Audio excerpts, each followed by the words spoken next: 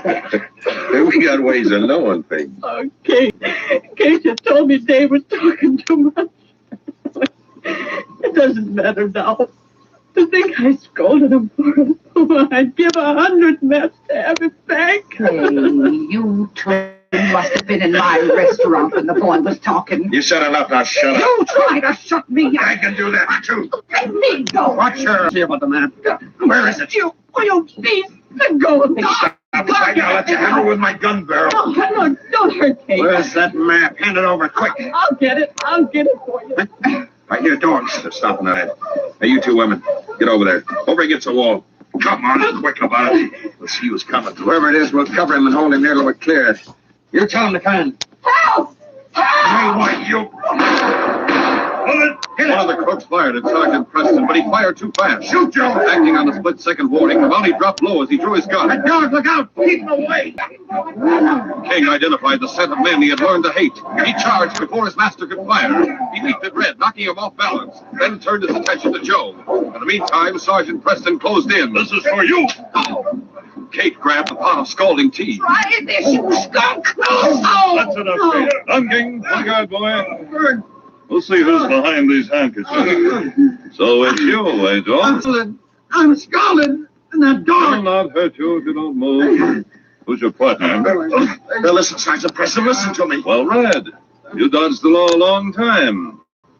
I guess this is the end of your trail. They came to steal that map, Sergeant Preston. Snodgrass, Ellis, it was his idea. He made us do it. Oh, wait a minute.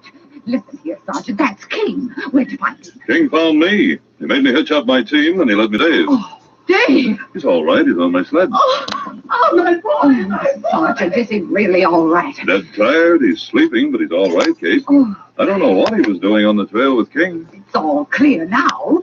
These crooks came last night to try to steal that map, but King chased them away. The whole thing was Snodgrass's idea. Yes, Snodgrass came with a court order. He wanted to get King out of the way. Dave slipped out the back door with your dog, so the law couldn't touch him. Good for Dave. Oh, Sergeant Preston, he is all right, I'm sure of it.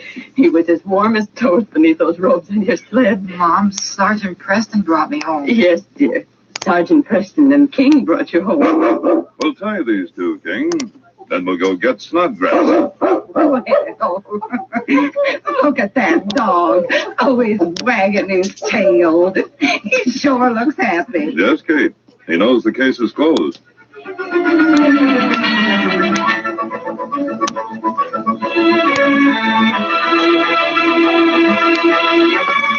In just a moment, Sergeant Preston will give you a preview of Friday's adventure. Ask Mother. She knows. Yes, Mother knows that quality comes first in a food. That's why Quaker Puffed wheat and Quaker Puffed rice are made from only the premium grains of wheat or rice. What's more, Mother likes the fact that wheat or rice shot from guns makes an easy-to-fix, economical deluxe family breakfast with milk or cream and fruit. For added health benefits, natural great amounts of vitamin B1, niacin, and iron are restored in Quaker Puffed wheat and Quaker Puffed rice. Buy both delicious kinds tomorrow. These radio dramas, a feature of the Challenge of the Yukon Incorporated, are created and produced by George W. Trendle, directed by Fred Flowerday, and supervised by Charles D. Livingston. The part of Sergeant Preston is played by Paul Sutton. They are brought to you every Monday, Wednesday, and Friday at the same time by Quaker Puffed wheat and Quaker Puffed rice, the breakfast cereal shot from guns. Sergeant Preston and Yukon King meet the challenge of the Yukon in the case of the knife throwers. Charlotte Brown and her husband Sam were knife throwers. They were good friends of mine, and I couldn't believe either one guilty of murder. You see, I had put Jack Barlow in jail for the night to keep him out of trouble, not realizing that I was playing right into the hands of his mysterious killer. Even King was stymied in this adventure. Be sure to hear this exciting adventure Friday.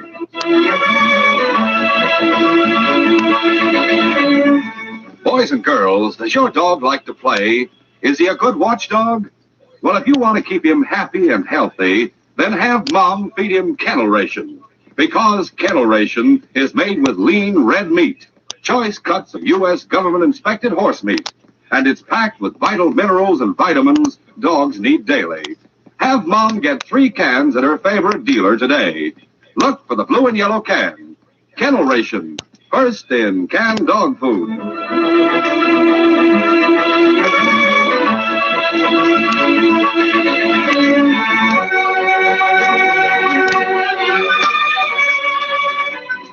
This is J. Michael wishing you goodbye, good luck, and good health from Quaker Puffed Wheat and Quaker Puffed Rice. So long. This is ABC, the American Broadcasting Company.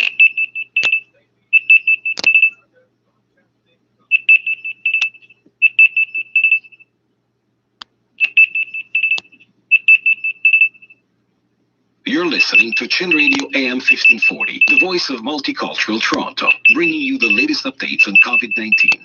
Stay informed, stay safe, and stay tuned to Chin Radio AM 1540. Now, as gunshots echo across the wind-swept, snow-covered reaches of the wild Northwest, Quaker Puffed Wheat and Quaker Puffed Rice, a breakfast cereal shot from guns, present the challenge of the Yukon. It's Yukon King, swiftest and strongest lead dog of the Northwest, blazing the trail for Sergeant Preston of the Northwest Mounted Police in his relentless pursuit of lawbreakers. On King, on Huskies! Gold discovered in the Yukon, a stampede to the Klondike in the wild race for riches, back to the days of the gold rush. With Quaker Puffed Wheat and Quaker Puffed Rice, bringing you the adventures of Sergeant Preston and his wonder dog Yukon King as they meet the challenge of the Yukon.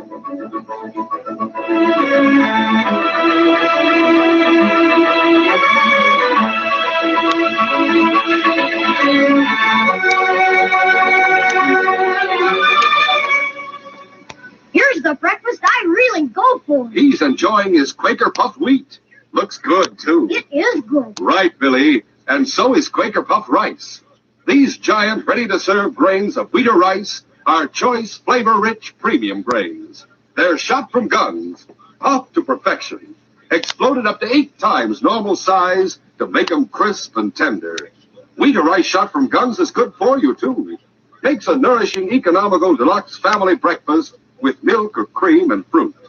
Tomorrow, sure, try this breakfast treat. Quaker Puffed Rice or Quaker Puffed Wheat.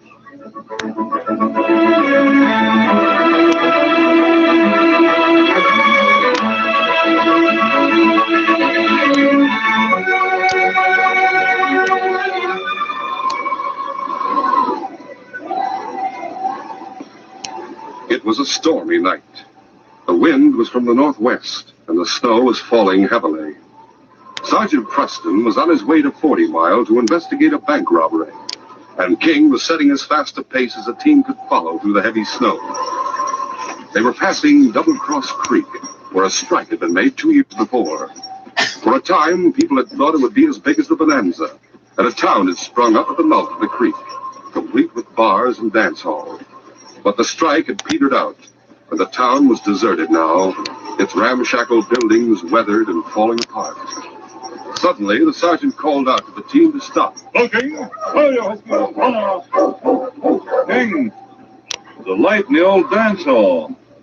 Let's see what's going on there. That's it, on King!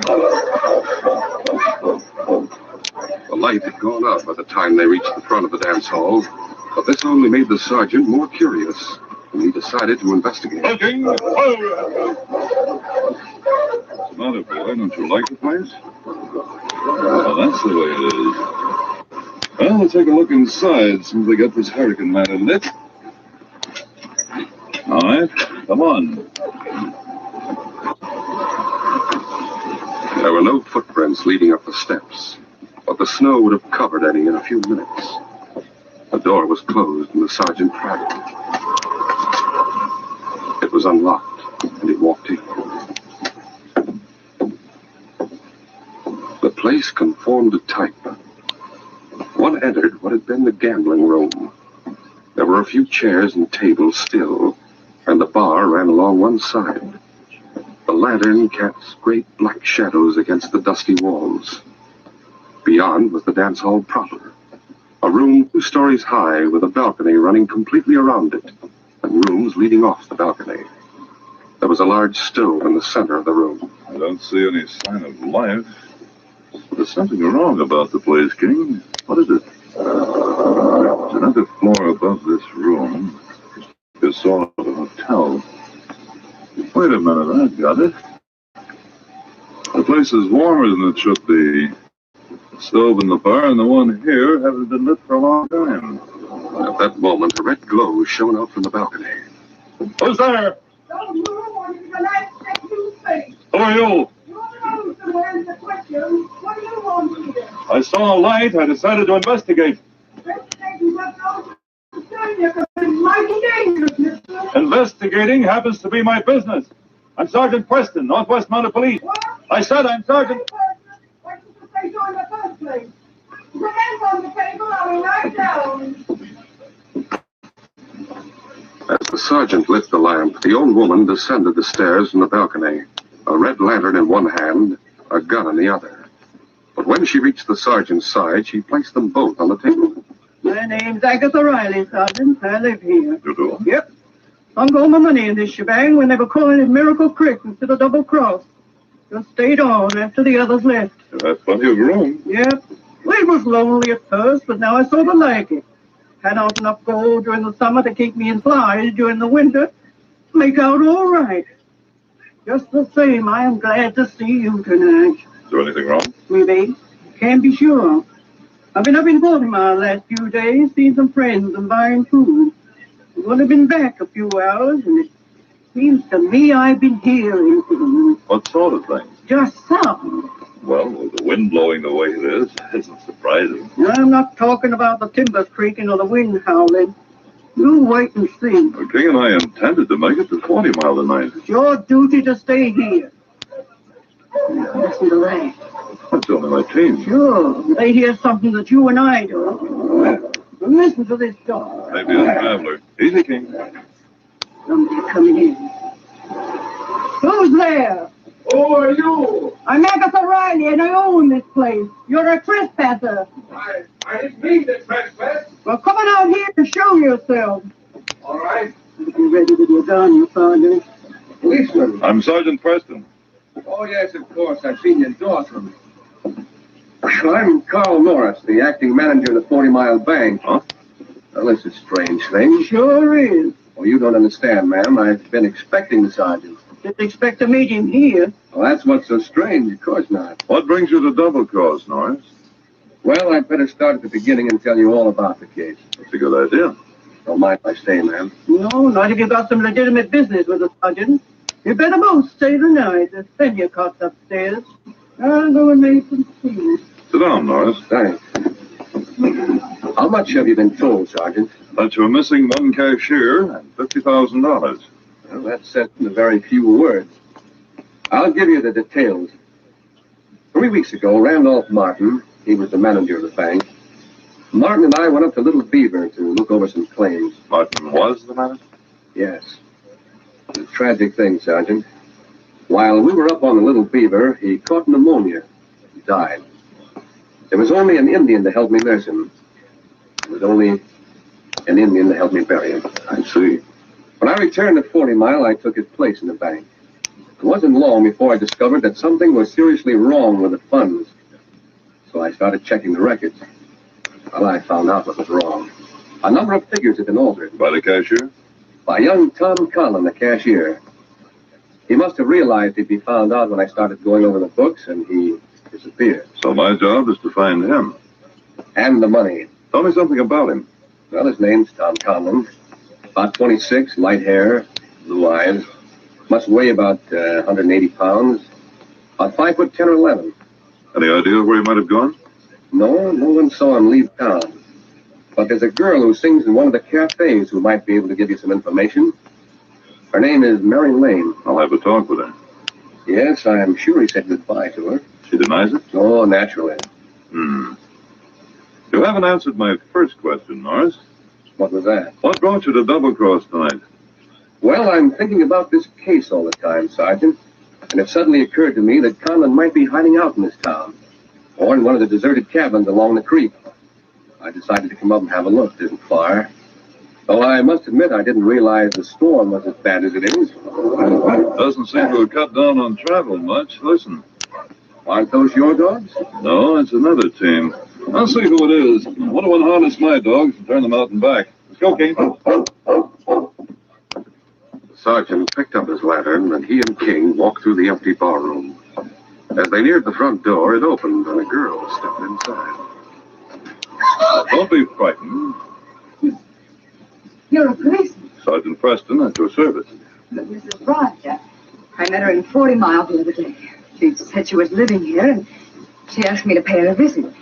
Isn't she around? You'll find her in the room at the head of the stairs. She's making some tea. Thank you. You going to stay the night? Yes. At least, well, I'd like to stay. I'm sure you'll be welcome. You want me to unharness your team? No, I can do it. No trouble at all. One, King. The sergeant unharnessed both teams and turned the dogs out in the back of the dance hall. He noticed the grub box on the girl's sled was loaded with supplies. Then he made a complete circle of the building. There were some outside stairs drifted deep in snow that ran all the way to the third floor. He stopped for a moment at the foot of them, but there was no sign of their having been used recently, and he and King re-entered the building by the front door. Mrs. Riley called down to him from the balcony. Come on here, Sergeant. I've got the stove going to the office. It's warm. Good. And your tea's ready. You'll sleep in that second room. Fine. Who's your charming visitor? Oh, a friend of mine from 40 Mile. She's going to stay with me a few days. In here. Sergeant, you'll be interested in meeting this young lady. We've already met her. This is Mary Lane. Really? It's a pleasure. Are you going to start asking me questions about Tom Collins? Norris has told me that you know him. I do. Very well. And no one can make me believe that he stole that Now, money. Mary, it's gone, and he's gone with it. He didn't take it. You any idea where he is? No, I don't. Well, that seems to settle that, Norris. It wouldn't settle it for me. Oh, you never liked Tom. No, I wouldn't say that. And it's true, Why would he run away if he weren't guilty? because he knew that you were going to accuse him of the theft. You saw him before he left. Yes, only to say goodbye. I see. Well, I'm going to have to find him, of course. We can't do anything about that tonight. Suppose we forget about it and enjoy Mrs. Riley's hospitality. That's a good idea. Here you are, Sergeant. Drink up. But the sergeant was convinced that there was more than coincidence that had brought Norris and Mary Lane to Double Cross Creek on that stormy night. And an hour later, he was sitting on his cot, still fully clothed, waiting and listening. King was lying on the floor beside him. Suddenly, the great dog raised his head, looked up at his master, and whimpered. Then, from downstairs, the sergeant heard a faint sound. It might have been a door closing. The sergeant opened the door of his room. A few seconds later, he heard a noise. Someone was descending the stairs from the balcony. Silently, the sergeant started toward them. Beyond the dance hall in the bar room, there was a faint light, and he could see two shadowy figures. Cautiously, he descended the stairs and crossed the dance hall. Now he could see the two people, Mary Lane and a young man. He listened. Oh, but you can't stay here. There's not only Norris, there's Sergeant Preston, too. If you want to give yourself up, all right. No, then there'd be no chance of proving I didn't do it. Well, the supplies are out in my sled. Take them and leave. I will. Oh, you're cold. Freezing. There's some wood here. How about lighting the stove for a minute? Oh, be careful. Don't make any noise. I won't. There's something in here. Take the lantern. It's a canvas bag. What are you so excited about? Wait until I get it open. This is the kind of a bag we use at the bank. Oh, but surely you don't think... Well, how could Look. Stolen money. It's here, all of it. $50,000. We'll continue our story in just a moment.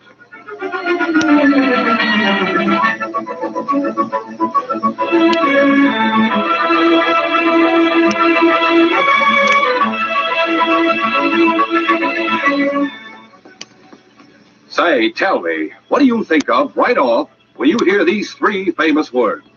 Shot from gun. Gee, that's easy. You think of Quaker puffed wheat and Quaker puffed rice. Because they're shot from guns, that's what. Right, Billy. Quaker puffed wheat and Quaker puffed rice actually are shot from guns. Is that what makes them bigger and better tasting? Right you are, Billy. These giant, ready-to-serve breakfast grains of flavor-rich premium grains of wheat or rice are exploded up to 8 times normal size. That's what makes Quaker puffed wheat and Quaker puffed rice crisp and tender. They're puffed to perfection. Boy, they sure taste well. More important, Quaker puffed wheat and Quaker puffed rice are good for you. They furnish added food values of restored natural grain amounts of vitamin B1, niacin, and iron. Get both delicious kinds. Eat the Quaker puffed wheat one time, Quaker puffed rice the next. Just remember, the original crisp, fresh wheat or rice shot from guns is never sold in bags or bulk. Always look for the famous big Quaker red and blue package to get the one and only Quaker puffed rice and Quaker puffed wheat.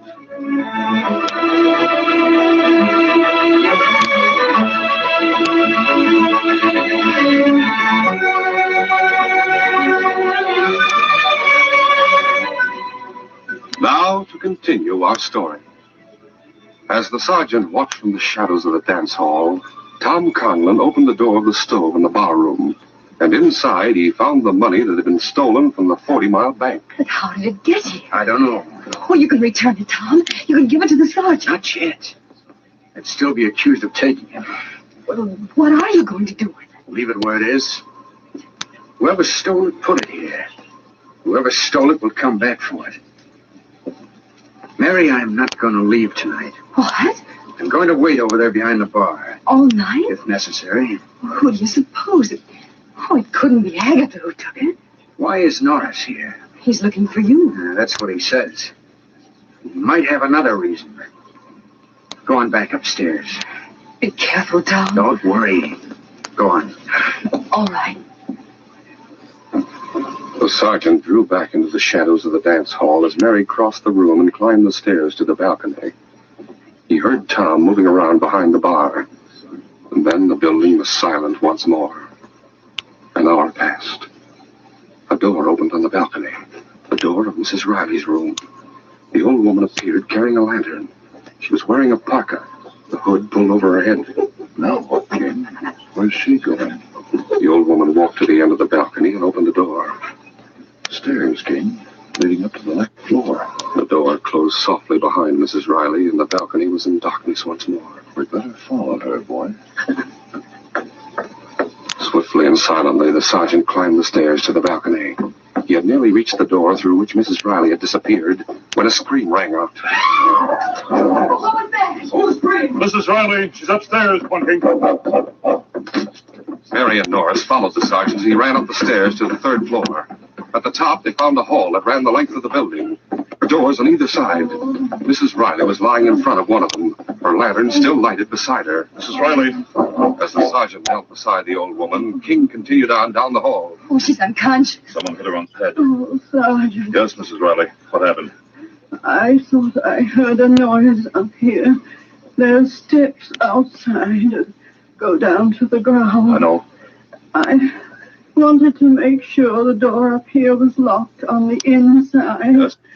A door opened and I saw a man. He hit me. Who was it, you know? No, There's only this staircase and the one outside the building. that's right. Take care of her, Mary. I will. I'll come with you, Sergeant. Now, just lie still. Halfway down the dark corridor, King was lying in front of a door. He growled as the sergeant approached him. Matter, boy? Someone inside there? Better stand back, Norris. Don't worry.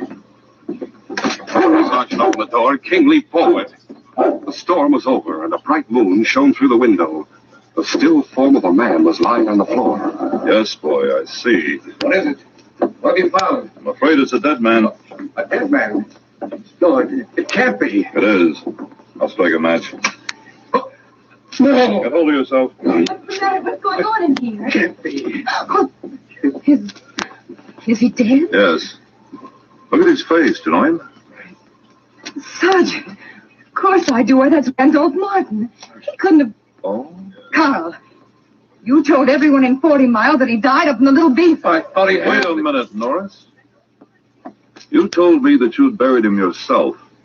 This man's only been dead for 4 or 5 hours. Perhaps you tried to kill him once and failed. Perhaps you finished the job tonight. No. Don't you understand? Someone followed him here. Someone's after the money. Maybe they've got it already. Money from the bank? Yes. You'd better stop lying and tell me the whole truth, Norris. Everything you know. If you don't, you may get the same Martin got. If you didn't kill him, there's a killer at large in this building. I didn't, I swear. I'll tell you everything. Start talking. Martin stole the money from the bank himself. He took it with him when we went up to Little Beaver. I was supposed to come back with the story that he died.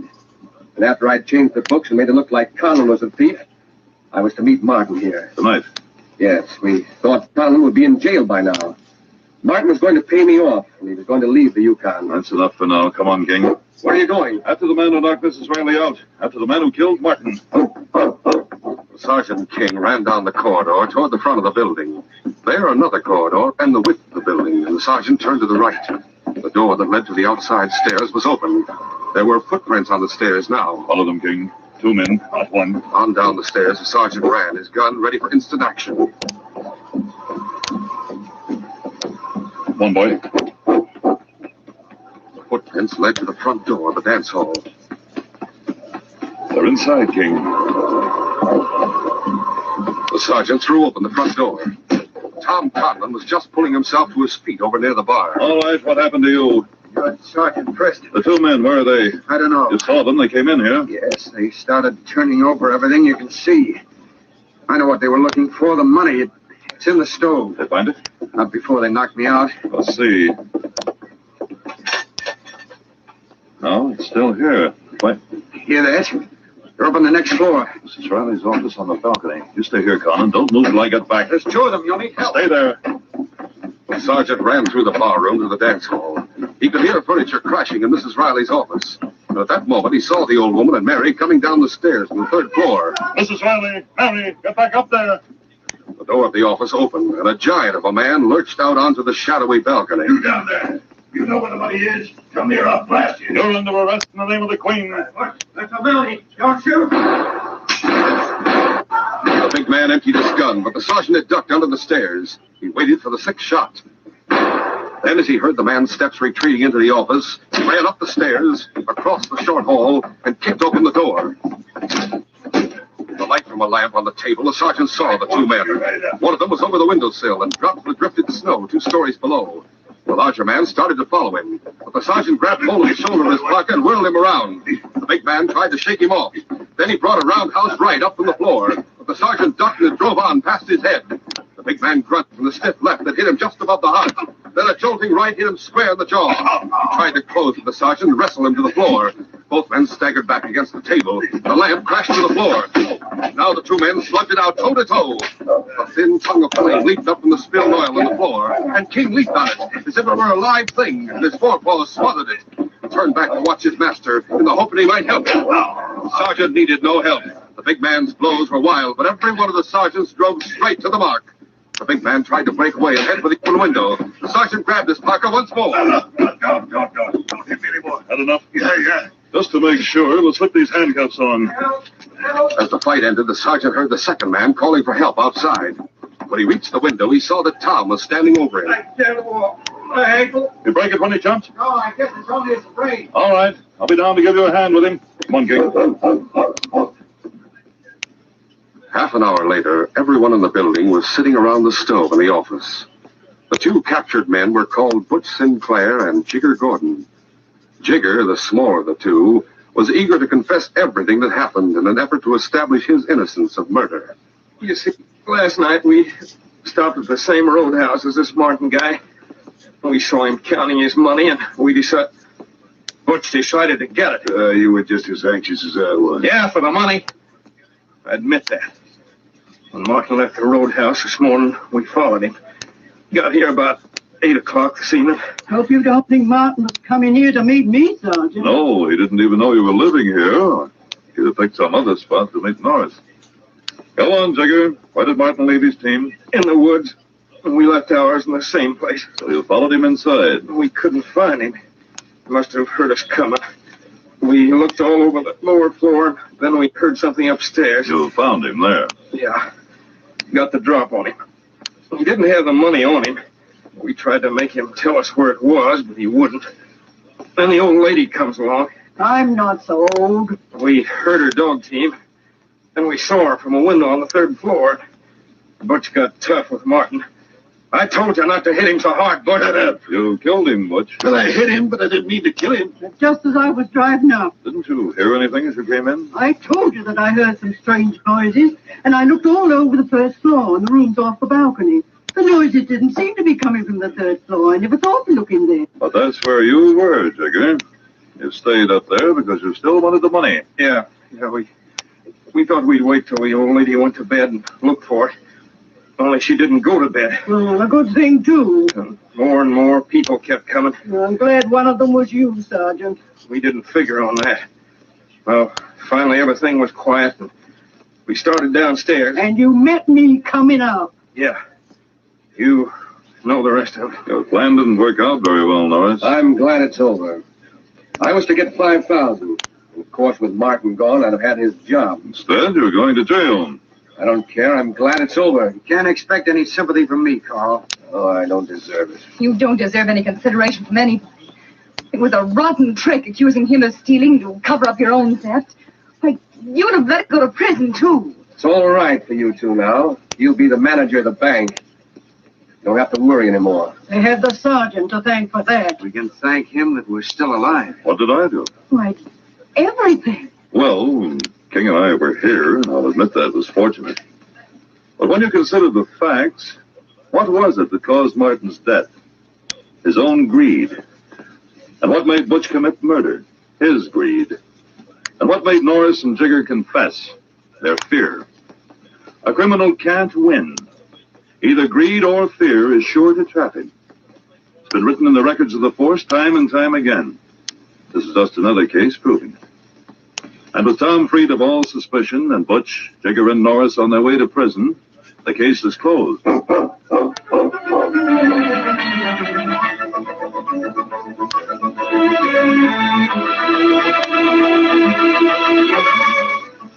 In just a moment, Sergeant Preston will give you a preview of Friday's adventure. Here's the breakfast that wins the praise of so many He-Man Hollywood movie stars. It's Quaker Puffed Wheat or Quaker Puffed Rice. These ready-to-serve cereals are shot from guns. They're crisp and tender. Pour yourself a bowl full of Quaker wheat or Quaker puffed rice. Add milk or cream, top with fruit. It really hits the spot. And it's good for you. Take a tip. Ask Mom to order both delicious kinds in the big red and blue Quaker packages. That's Quaker puffed wheat and Quaker puffed rice. And here's another tip. Whatever you do, be sure to listen to this program next Monday. You're going to hear a very special announcement. All listeners to this program are going to get in on an offer that's out of this world. Don't miss it. Tell your friends to be listening, too. That's next Monday. These radio dramas, a feature of the Challenge of the Yukon Incorporated, are created and produced by George W. Trendo, directed by Fred Flowerday, and supervised by Charles D. Livingston. The part of Sergeant Preston is played by Paul Sutton. They are brought to you every Monday, Wednesday, and Friday at the same time by Quaker Puffed Wheat and Quaker Puffed Rice, the breakfast cereal shot from guns. Listen Friday when Sergeant Preston and Yukon King meet the challenge of the Yukon in the case of the dog with the gold tooth. Jed Reed loved his old dog and insisted on having one of the dog's fangs replaced with a tooth of gold. But it was that gold tooth that made it possible for King and me to solve one of the most baffling of murder mysteries. Be sure to hear this exciting adventure Friday.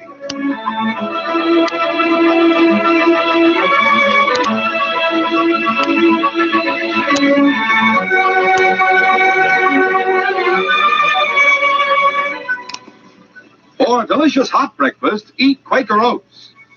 The giant of the cereals is Quaker Oats. Yes, the giant of the cereals is Quaker Oats. Delicious, nutritious, makes you feel ambitious. The giant of the cereals is Quaker Oats. Say, boys and girls, do you want to be a star someday in sports and activities? Then start on good Quaker Oats breakfast tomorrow. because nourishing oatmeal gives you more growth and endurance than any other whole grain cereal. Still less than 1 penny a serving. Quaker and Mother's Oats are the same.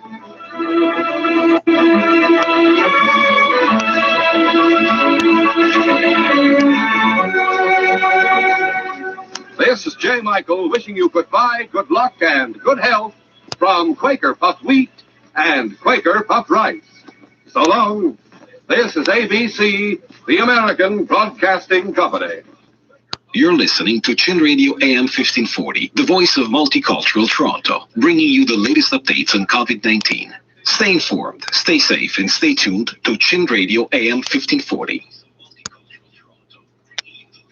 Now, as gunshots echo across the wind-swept, snow-covered reaches of the wild Northwest, Quaker Puffed Wheat and Quaker Puffed Rice, the breakfast cereal shot from guns, present the challenge of the Yukon. It's Yukon King, swiftest and strongest lead dog of the Northwest, blazing the trail for Sergeant Preston of the Northwest Mounted Police in his relentless pursuit of lawbreakers. One king, one USA. Gold discovered in the Yukon, a stampede to the Klondike in the wild race for riches. Back to the days of the gold rush, with Quaker Puffed Wheat and Quaker Puffed Rice, bringing you the adventures of Sergeant Preston and his wonder dog Yukon King as they meet the challenge of the Yukon.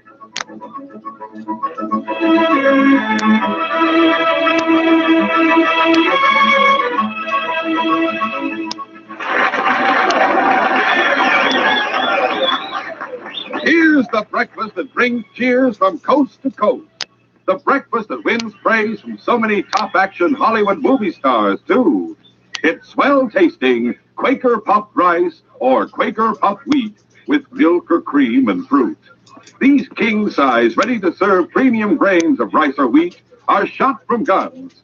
Yes, actually exploded up to 8 times normal size to make them crisp and tender as nuts in November.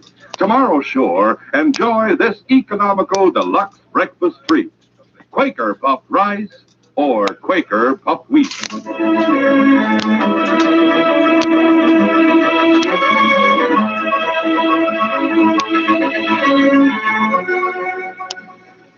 The Nugget City restaurant was open for business. Enid Carter, the pretty young proprietress, was setting the tables for breakfast with the help of her little brother, Charlie. Forgot the menu. Oh, so I did. You place them around, will you, Charlie, while I start making the coffee? At that moment, the front door opened and a lean, stoop-shouldered old man entered the restaurant. His deep-set eyes gleamed suspiciously above a beak-like nose, and his mouth seemed twisted into a perpetual sneer. His name was Zebulon Yates. Good morning, Mr. Yates. Have you come for breakfast? I have not. I've come to remind you that the money you owe me is due exactly 1 week from today. Oh, I haven't forgotten, Mr. Yates. As a matter of fact, I was planning to come around and see you about it today. Planning to ask for an extension on your note, no doubt. I thought as much. Oh, honestly, Mr. Yates, the restaurant is doing fine. If you'll just give me a little more time, I'm sure I can arrange for... Promises instead of hard cash. How often I've heard that tune. Well, Miss Carter, I won't waste words. I'll cancel your debt to me completely. And on top of that, I'll make you a payment of $1,000 in cash if you'll give me a written promise that you'll have nothing more to do with Ellen Dennis. Of all the insulting things to say, Mr. Yates, you'd better leave right now before I lose my temper and tell you exactly what I think of you. Don't pull that outraged virtue act on me, young woman. I know perfectly well that you're trying to marry Alan for the money that he'll inherit from me. I have nothing more to say to you, Mr. Yates. Please leave the restaurant at once. I have a customer to attend to. Very well. You may be singing a different tune when that note of yours falls due. A short time later that morning, Enid's little brother Charlie left the restaurant and went to a cabin located on the edge of Grizzly Creek, just outside of town. The cabin was occupied by a miner named Alex Duncan and his son Joey. What'd you want to see me about, Charlie? That old tightwad Mr. Yates just insulted my sister. That means the secret avenger of God in action. You bet. We'll fix him good. I'll meet you at the hideout about 2 o'clock. Okay, I'll be there. Goodbye. So long. Meanwhile, Zebulon Yates had gone to his office. The old man was seated at his desk, carefully checking and rechecking his accounts as his nephew, Alan Dennis, entered. Well, good morning, Alan.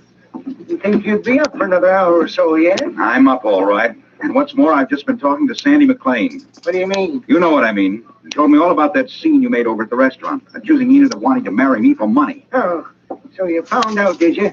Very well. I think it's high time we reached an understanding about that young woman. That young woman, as you call her, is going to be my wife. Nonsense.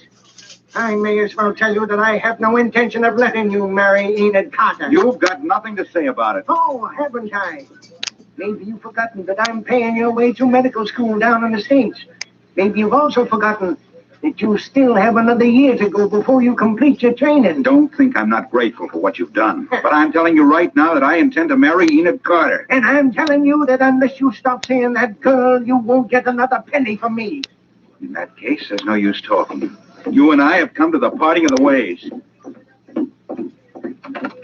As Alan Dennis stormed out of the office, he bumped into two sourdoughs named Scobie and Dolan. Sorry, fellas. That's all right, Dennis. Looks like you're kind of mad at someone. What's the matter? You been having an argument with your uncle? You'd better ask him. I guess the stingy old Pete can't even get along with his own nephew. Come on. We may as well go on in and talk to him. Yeah, Scobie and Dolan, huh? What do you two want? Well, it's about that money we owe you, Mr. Yates. What about it? Well, it's due next Thursday. We were wondering if you couldn't give us an extension of time, say, till next spring. Next spring? What kind of a soft-hearted old fool do you take me for? But look, Mr. Yates, you know doggone well we can't sluice out any more gold till the spring thaw. You'll get no extension from me. Either you pay up by next Thursday, or I take over your claim. Sergeant Preston was passing through Nugget City on his way to the next settlement. His great dog King was running ahead of the team as loose lead. As they approached Enid Carter's restaurant, Sergeant shouted, "King! Hi, Come on, King. I've got a mighty good appetite. We're just for breakfast." Oh, Alan, it's Sergeant Preston King. Hello there, Jolly. Hello, Enid. Sergeant, it's good to see you again. You know Alan Dennis, don't you? Oh, of course. Excuse me, Sergeant. Surely. How's your uncle, Alan? You may as well know it, Sergeant. I've had a fight with him. I'm sorry to hear that, Alan. You can patch it up, surely. It's beyond patching up. He tried to dictate to me once too often. What do you mean?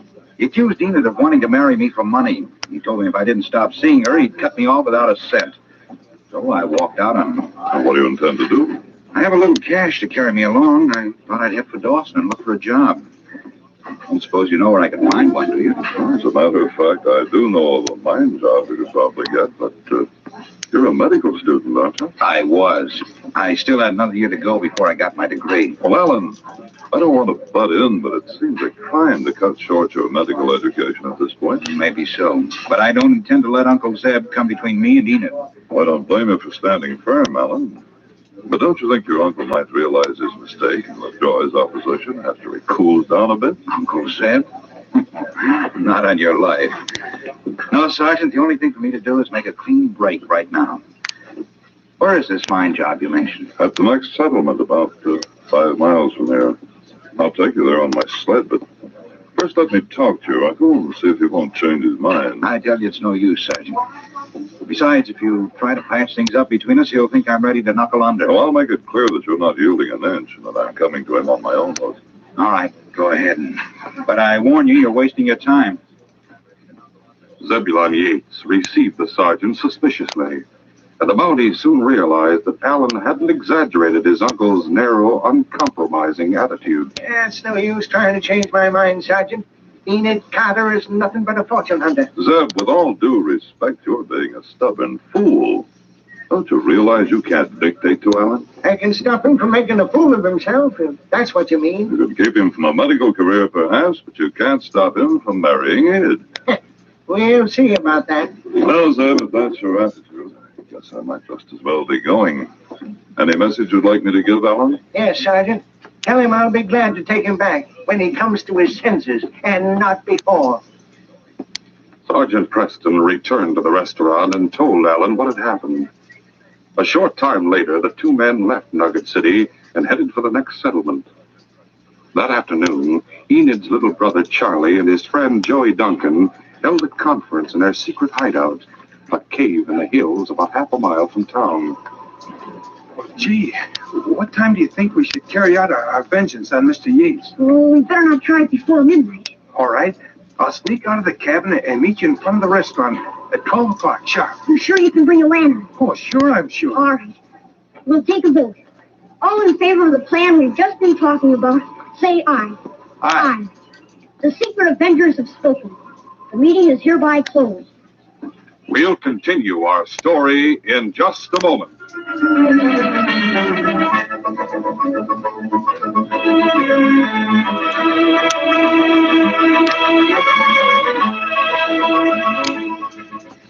Everyone loves Quaker puffed rice and Quaker puffed wheat. Rich man, poor man, beggar man, thief, doctor, lawyer, Indian chief. Yes, everyone loves delicious, ready-to-serve wheat or rice shot from guns. Take the rich man, for instance. He says, money can't buy a finer tasting breakfast cereal. As for the poor man, listen to what he says. Quaker puffed wheat or Quaker puffed rice makes an economical deluxe family breakfast with milk and fruit. And the beggar man says, when it comes to a handout, make mine the cereal shot from guns. That nut-like flavor's terrific. Now take the thief. He's really not one at all. He's simply the fellow who loves to help himself to a second bowlful when nobody's looking. And naturally, Mom doesn't mind that one bit. And listen to what the doctor says. Quaker puffed wheat and Quaker puffed rice are nutritious. They furnish restored natural grain amounts of vitamin B1, niacin, and iron. They're good for you. And the lawyer? I like the famous Quaker money back with a smile guarantee. It's on every single package. Last but not least, the Indian chief. Me trade in bow and arrow any day for gun that shoot Quaker puffed rice, Quaker puffed wheat. Well, there you have it, folks. Some mighty good reasons why they deserve top spot on your family breakfast table. I mean Quaker puffed rice and Quaker puffed wheat, shot from guns.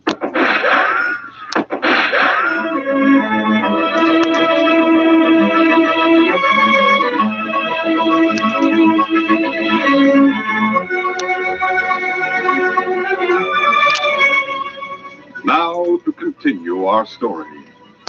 Two sourdoughs named Scobie and Dolan had gone to Caribou Pass to try to borrow money to pay off their debt to old Zebulon Yates. On their way back to Nugget City, they encountered a sudden snowfall.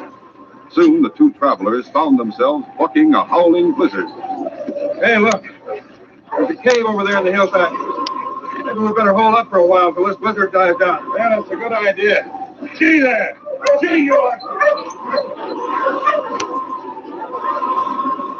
A few minutes later, the two men were relaxing snugly inside the cave. Dolan had lighted the hurricane lantern taken from the gear on the sled. Scobie remarked, This storm won't last long. It'll soon blow over. Too bad that debt we owe to old man Yates won't blow over the same way. And just our luck that Frenchie was too broke to lend us any money. What in thunder are we going to do, Scobie? If Zeb forecloses on our claim, we'll lose everything. The worst comes to the worst, we'll have to kill the old coot. Yeah, that's easy to say. How are we going to do it without sticking our necks in a noose? I don't know. We'll have to figure something out. Oh. Hey, how did that cigar box get in here? Cigar box? Yeah. Over there behind that stone. That's funny. Let's see if there's anything in it. I'll be doggone. There's a notebook inside.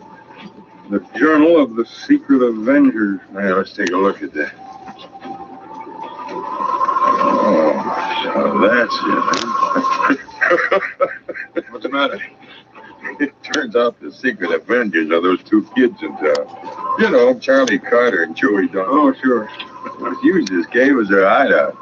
Yeah, I'll read you what it says. First meeting of the Secret Avengers, October 10th, 1899. Charlie Carter was elected chief of the... Before long, the storm had abated enough for the two men to reach town. The following morning, Scobie and Dolan went to Enid Carter's restaurant for breakfast.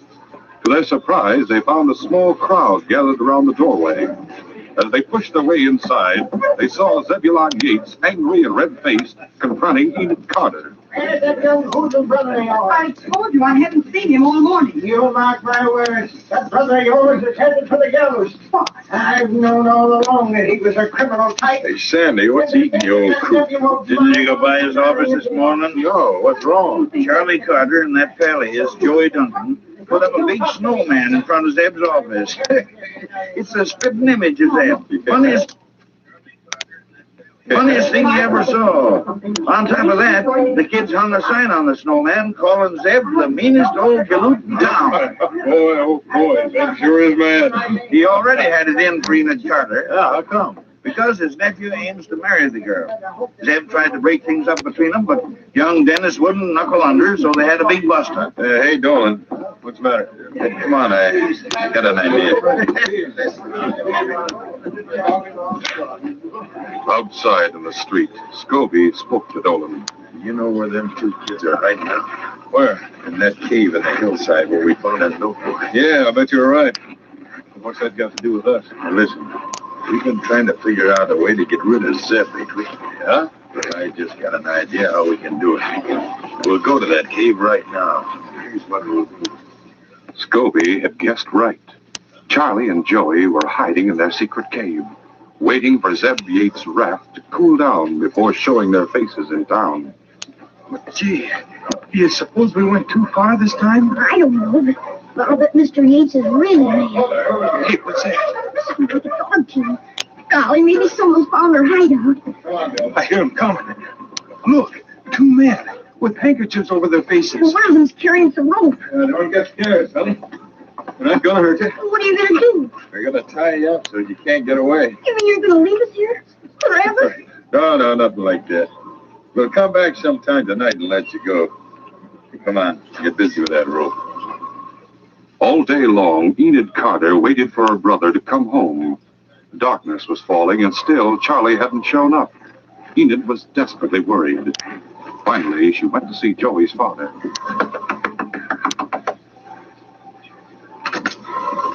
Oh, it's you, Miss Carter. Yes, has Joey come home yet? No, he hasn't. And I can't find hide nor hair of him. What about Charlie? He hasn't come home either. I'm terribly worried. I think it's about time we got some search parties out after those two kids. Yes, let's do that. I'm sure something must have happened to them. Wait a second till I get my parka. Then we go back to town and round up some men to help us. Search parties were hastily formed, but after combing the surrounding countryside, they failed to find any trace of the missing boys. A heavy snowfall that afternoon had blotted out any hope of discovering the boys' tracks.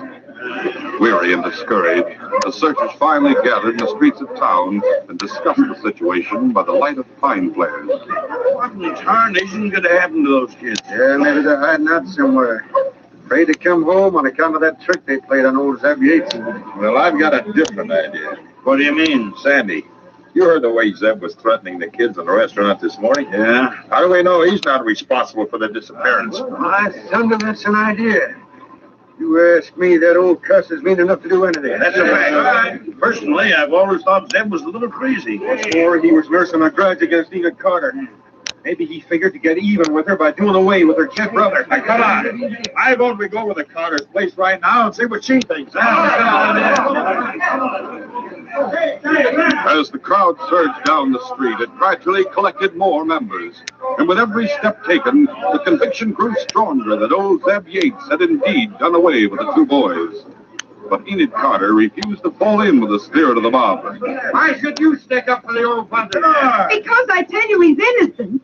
Oh, he's mean and stingy, I'll grant you that. But that doesn't mean he'd harm two small children. Maybe and maybe not. Now, come on, let's not waste any more time. Let's go on out to Zeb's cabin. No, we know how to deal with polecats like him. Terrified, Enid watched the mob surge away. If they get their hands on Mr. Yates, they'll lynch him for sure. If only Sergeant Preston were here, I just got to reach him and tell him what's happening. Several dog sleds have been left standing in the street with their teams still in harness as their owners drifted away with a mob. Enid selected one of the sleds and cracked the whip over the sprawling, quarrelsome huskies. Line the team. Now, march you huskies, march.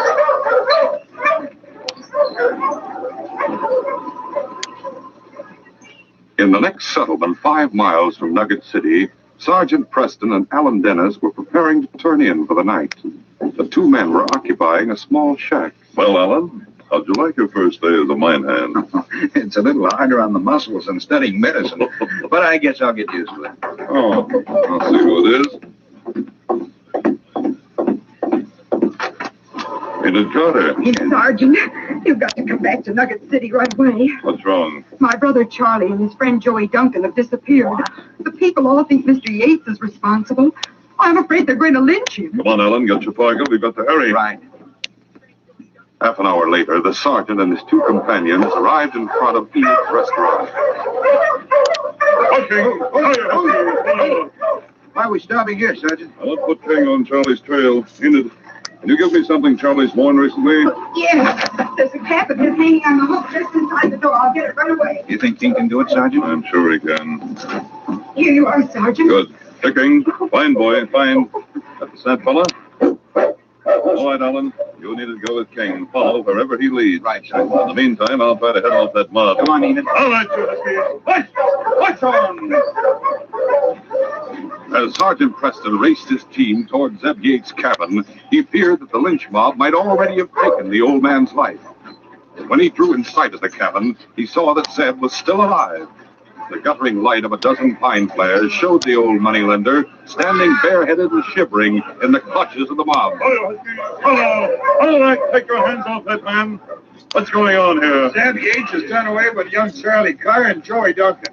And now he's going to get what's coming. It's a lie, Sergeant. I haven't seen either one of those kids all day. We'll go into that later. Right now, I'm taking you into my custody. There's no need to waste money on a trial. We got a trio picked out for the old buzzard. Since when have you taken to enforcing the law, Scobie? Just take a look at this mitten. What about it? It's got Charlie Carter's name inside it. And we found it right in front of Zeb's cabin. Oh, that's right. We'd have had the old skinflint strung up long ago if he hadn't barricaded himself inside the cabin. Yeah, and we're still going to string him up. This gun says you're not stringing up anybody. As long as there's a mounted policeman in this territory, no one takes the law into their own hands. Meanwhile, King was eagerly pursuing the scent of the lost boy. Alan and Enid followed close behind the great lead dog, with Alan handling the team. Finally, King halted at what appeared to be a blank hillside and began to scratch and dig at the thick, snow-covered underbrush. Holy smoke, this underbrush scrapes right away. Alan, what's wrong? There must be a cave or a hole or something behind this stuff. Someone's just trying to cover it up. Wait till I shove these boulders out of the way. A few moments later, Alan and Enid heard muffled sounds issuing from inside the hole. Alan, there's someone in there. Wait till I shove this boulder a little farther out of the way. There. Now hand me that lantern again and we'll see what's inside. Right. It's the boys. They're all tied up and gagged. The important thing is that they're safe. Here, we'll soon have them free. Let's get going. Meanwhile, back at Zeb Yates' cabin, the situation was growing more and more dangerous as Scobie and Dolan egged on the mob. I said we wasted enough time jawing with this money. It's time we started acting. Preston, either you turn Zeb over to us or take the consequences. I'm warning you, Scobie. Don't come any closer. You wouldn't dare fire that gun at honest citizens. Come on, man, let's take it. As the mob closed in, Sergeant Preston played his last card. He fired his gun over the heads of those nearest him. Come on, he's just firing over our heads. Get back, Dolan! The sergeant threw down his gun and began lashing out with his fist. But he knew the struggle couldn't last long. And then suddenly, out of nowhere, a great dog charged into the mob. Hey, let me out of here. That dog ain't fooling.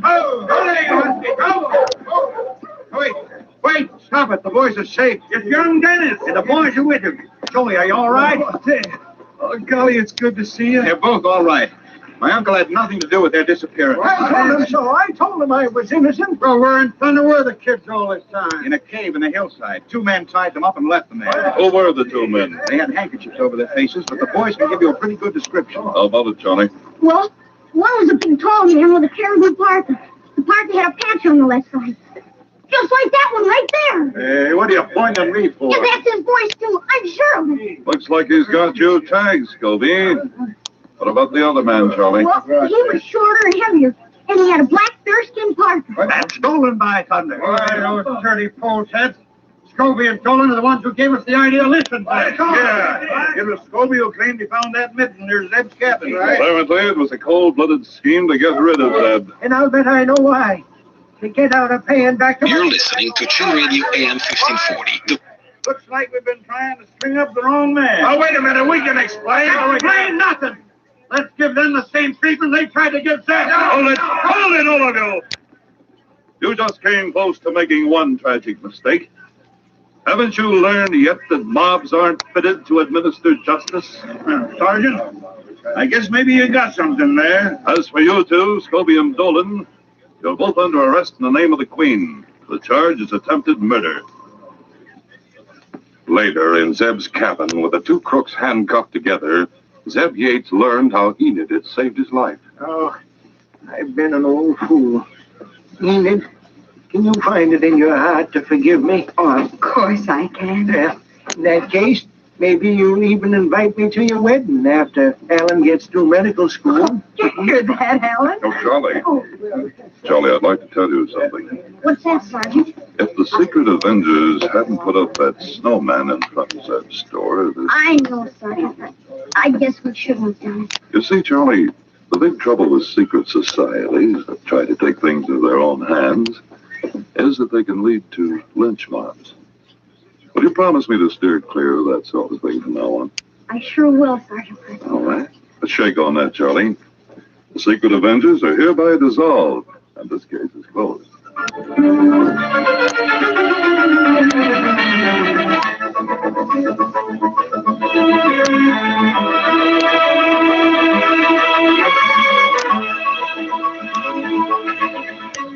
In just a moment, Sergeant Preston will give you a preview of Friday's adventure. Eeny, meeny, miny, mo, ibbity, bibbity. Oh, why bother with that? When you can't decide which you want to get, Quaker Puffed Wheat or Quaker Puffed Rice, just do this. Don't miss out on either of these delicious, ready-to-serve breakfast cereals. Keep a supply of both kinds on hand. Eat Quaker Puffed Wheat one time, Quaker Puffed Rice the next. Remember, wheat or rice shot from guns is never sold in bags or bulk. Look for the big red and blue package with the smiling Quaker man on the front. Get the original, crisp, fresh Quaker Puffed Wheat and Quaker Puffed Rice. Now, the Quaker Oats Company reminds all parents listening to this program that poor school conditions handicap our children and weaken our nation. Do your part to avoid this by joining and working with local civic groups and school boards actively seeking to improve educational facilities. Listen Friday when Sergeant Preston and Yukon King meet the challenge of the Yukon in the case of the Old Timer. King and I were looking for a dog, an old friend of ours. His trail led us to a ghost town high in the hills. And when we reached there, we not only found Old Timer, but a gang of bandits who were ready to commit murder for gold. There was an explosion, a landslide, a fire. It was the kind of adventure that happens once in a lifetime. Be sure to hear this exciting adventure Friday. These radio dramas, a feature of the Challenge of the Yukon Incorporated, are created and produced by George W. Trendle, directed by Fred Flowerday, and edited by Fran Stryker. The part of Sergeant Preston is played by Paul Sutton. They are brought to you every Monday, Wednesday, and Friday at the same time by Quaker Puffed Wheat and Quaker Puffed Rice, the breakfast cereal shot from guns.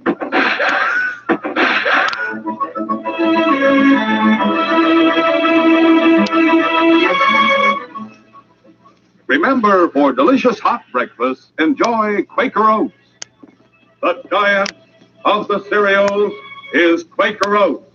Delicious, nutritious, makes you feel ambitious. The giant of the cereals is Quaker Oats. And here's why Quaker Oats is called the giant of the cereals. There's more growth, more endurance in oatmeal than any other whole grain cereal. So make your hot breakfast nourishing Quaker Oats. Quaker and Mother's Oats are the same.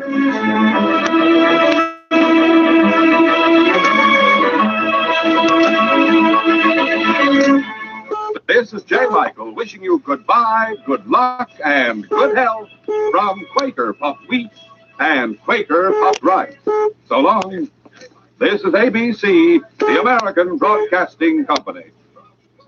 You're listening to Chin Radio AM 1540, the voice of multicultural Toronto, bringing you the latest updates on COVID-19. Stay informed, stay safe, and stay tuned to Chin Radio AM 1540.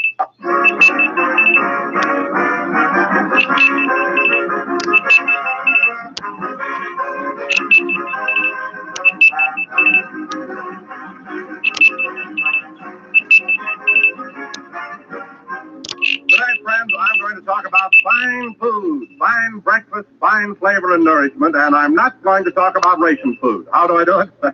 Easily, good people, easily. I talk about crisp, toasty brown grape nut flakes. They're mighty swell eating. Yes, grape nut flakes are top for taste appeal.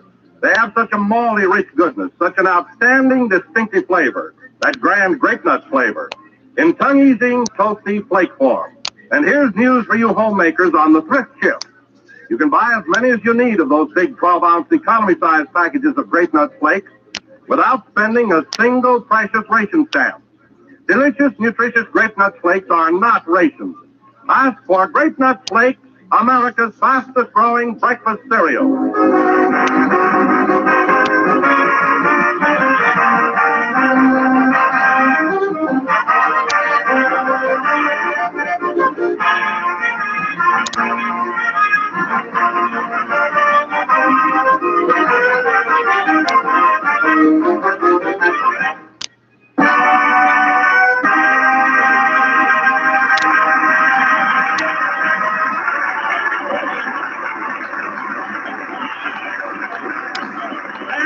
Johnny Zero, played by the orchestra. Now, ladies and gentlemen, we bring you a man who lost $50 on Rochester's horse in the Kentucky Derby yesterday and took it like a man, it says here, Jack Benny.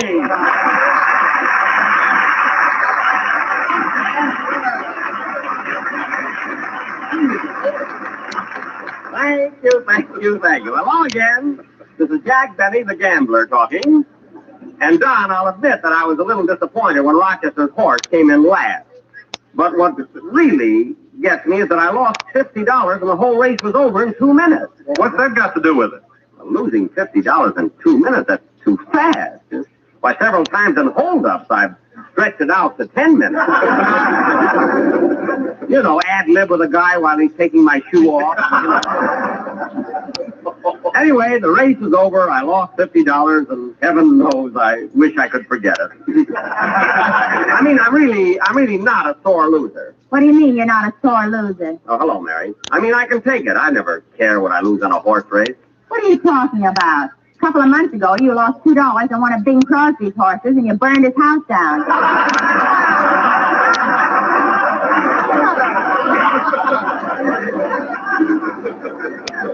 I was in New York when Crosby's house burned down. I should have been his horse. But getting back to the Kentucky Derby, I wasn't disappointed when I lost that bet on Rochester's horse. I heard the result over the air, I walked over to the radio, and I turned off the dial. You bit off the dial. Mary, for the last time, I was not disappointed. I was not upset. Then why did you run in the bathroom and try to slash your wrist? Because the broadcast was sponsored by Gillette Blue Blades, and it threw me a thought.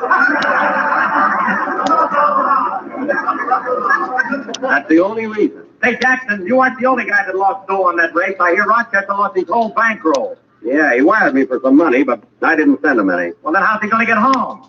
He's riding his horse from Kentucky. He'd make much better time if the horse would ride him. Burnt cork, he had to call him. Burnt cork. I can roll a cork down the street with my nose faster than that horse can run. It just so happens you have a very good nose for cork rolling. That's not the picture at all, Sid. Stop jiggling. You want to know something, Jackson? I won $20 on Rochester's horse. How could you win $20 when the horse came in last? I bet he'd still be breathing at the end of the race. Well, as a matter of fact, Sid, you're the kind of a... Oh, hello, Dennis. Hello, Mr. Benny. Well, you lost $50. Go ahead, kick me. Kick you? What for? It's right in my contract. When you're lonely, sad, and blue, I get it. Don't worry, kid. I'm not going to kick you. Okay, then I'll take this pie tin out of my pants. Well, I'll be darned. There's a pie in it.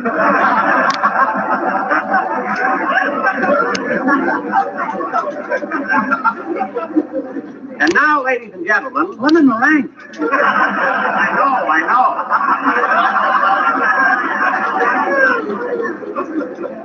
Now, let's forget about the Derby and horse races and everything. We got a program to do. And now, ladies and gentlemen, for our feature attraction this evening, we are going to present... Oh, finally, Jack, I'll take it. And now, ladies and gentlemen, for our feature attraction this evening, we would like to show you what happened last week when Jack rented Eddie Cantor's house in Palm Springs. It seems that... Now, wait a minute, Don. Nobody's interested in that little episode in Palm Springs.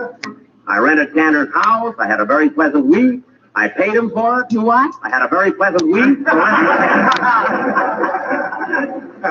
Tonight we're going to do a play. But Mary thought this would be much Mary, funnier. Mary. Who's the boss of this program, me or Mary? Grape nuts, flakes, and the big 12-ounce economy size package. That's who's the boss.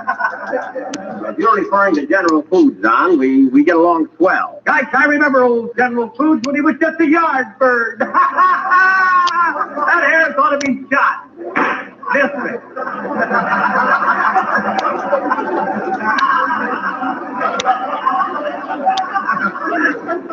Mary, take my gun outside. There's no smoking in the studio. And now, ladies and gentlemen, I started to say before I miss Harris, for our feature attraction this evening, we are going to present a play. Now, Jack Benny, we're not having any play. Go ahead, Don. Tell everybody what happened to us at Palm Springs last week. Okay. Well, the whole thing started when Jack's doctor told him last Monday morning that the only way to really clear up his cold was to spend a week on the desert. On the desert. Big fat cactus. Jack and Mary had just left the doctor's office and were walking along Vine Street toward the Brown Derby, where Jack gets his toothpaste and pocket.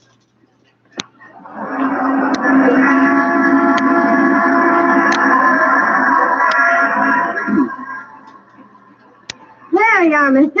Are you all right now? Yes. Thanks, honey. Are you sure you can manage alone? Yes. I'm all right. Well, goodbye, mister. Goodbye. Darn those Boy Scouts are always leading me across the street.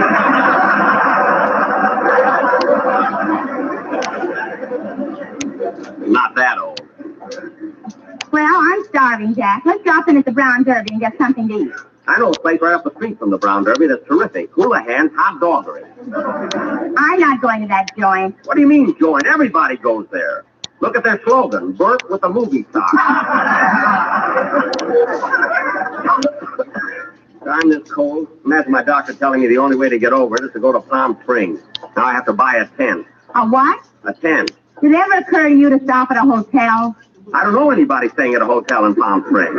I mean, get a room of your own, a place where you can have both ends of the towel. Oh, I might have to at that. Well, here's Houlihan's Hot Doggery. Let's go in. Hello, Houlihan's. How about something to eat? Did you make a reservation?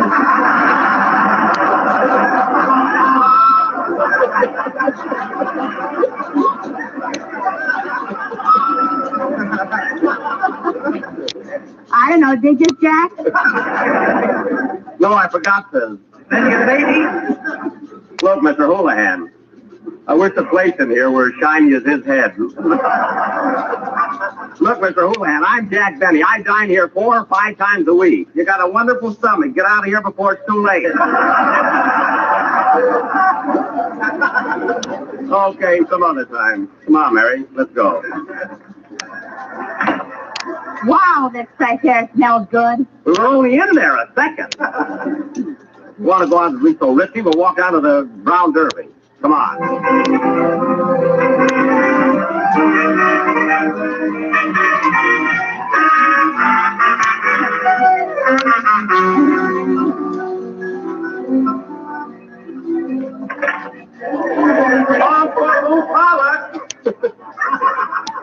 Gosh, the brown derby sure is jammed today. Give me your arm, mister, and I'll help you through the crowd. Go away, son. Go away.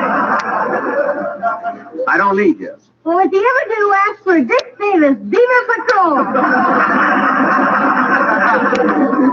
I'll remember that. Come on, let's find a table. Yeah. See, this place sure draws the tourists. I hope nobody asks me, Jack Benny, for my autograph.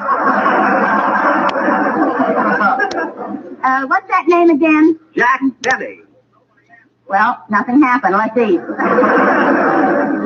There's Chili as the head waiter over there. Maybe he can... Say, Jack, isn't that Eddie Cantor in that front booth? Where? Oh, yeah, that is Eddie.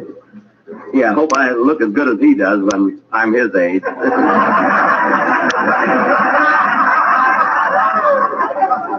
Yes, sir. Hey, I just thought of something, Jack. Eddie's got a house in Palm Springs. Maybe you can rent it from him. Rent? Cantor's house? What do you mean rent it? He's a friend of mine. He'll give it to me. Let's sit with him. Hello, Eddie. How are you? Well, Jack, Mary, come on, sit down.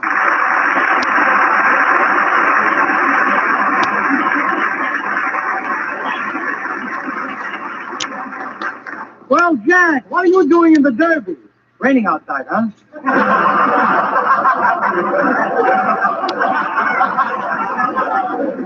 No. It was Mary's idea. I haven't seen you in a long time, Jack. You look marvelous. Well, thanks, Eddie. Thanks. I've been pretty sick, you know. Well, sick or not, I hope I look as good as you do when I'm your age.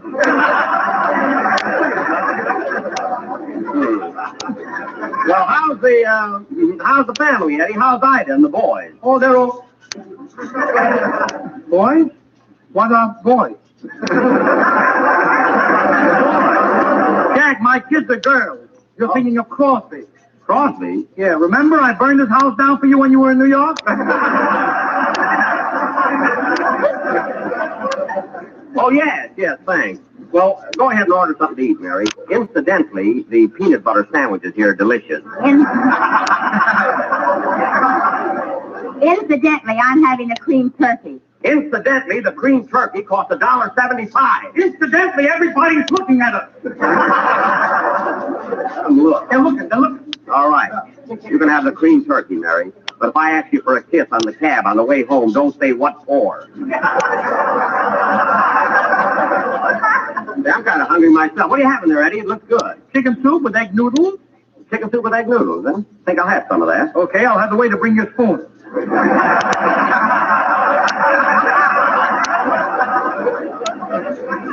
No, I mean I'll order some. A bowl for myself. They haven't got it today. I brought this one from home.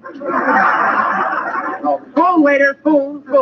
What for? I want a spoon to eat chicken soup with my friend here. He brought his own spoon. Look, I came unprepared. Give me a spoon. Here you are. Thanks. And waiter, bring me an order of cream turkey. At last, a sale in this booth. I can't believe it. Nice guy.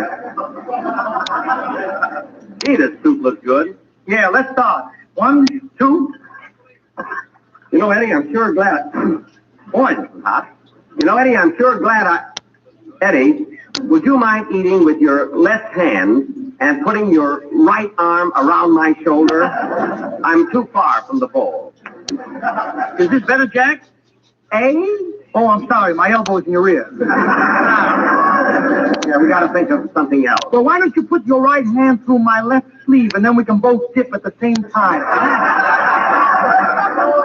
No, then we'd have to cut a hole in your coat. So that won't work. Why don't you put the bowl on my head and eat piggyback?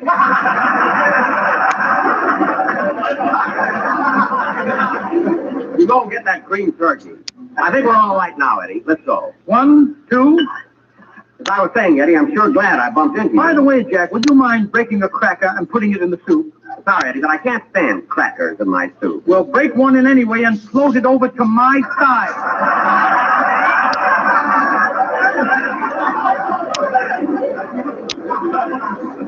Okay. There. Anyway, Eddie, I'm sure glad I bumped into you. You see? I'm pulling.